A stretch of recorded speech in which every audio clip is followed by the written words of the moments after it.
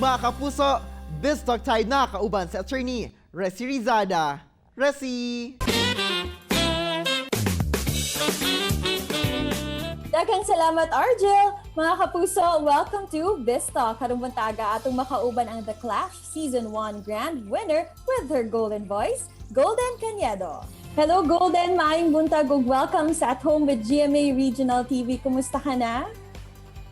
Hello! Good morning sa tanan! Okay na kaayo? It's so nice to see you here and have you dito sa At Home with GMA Regional TV.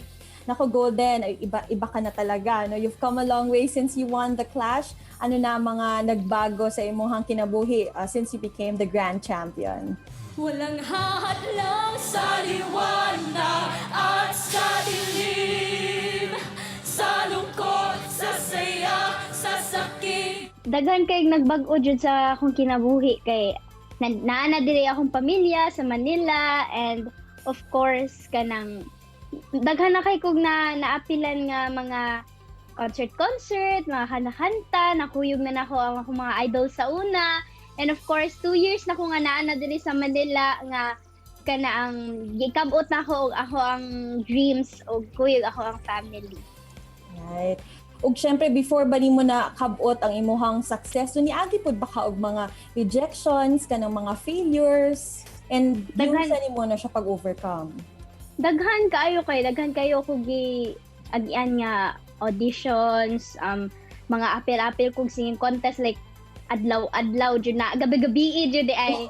Oh? Yeah, oo, kay mo na mo ang gikuha nga income para sa ako ug sa akong family unya.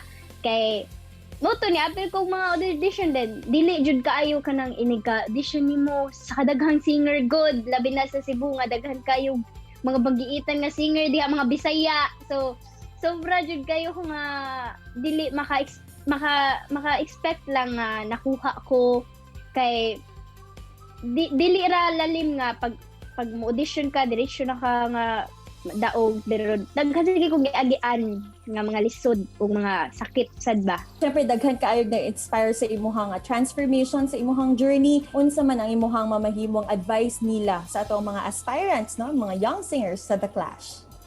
Akong advice lang nila kay The Clash Season 3 niya, sobra ka lisod karon sa panahon kay COVID, daghan na kay dili makagawa sa balay. Ang ako lang nila nga himuan na nila og advantage ning COVID na nasa balay ram, just keep on practice with prayers, and then mas kuan lang gyud ila lang gyud sundon ay lahang kasing-kasing kung asa sila og discipline sa self.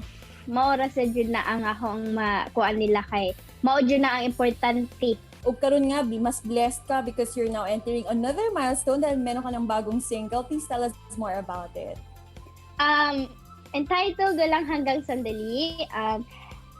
Kanang ang about anang kanta is a chance encounter ba. Ang lyrics sa kanta kay this is a love song.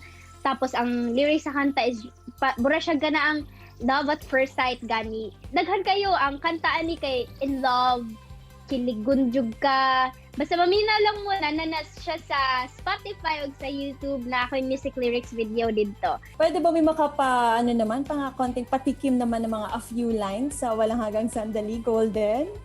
Okay, wait na.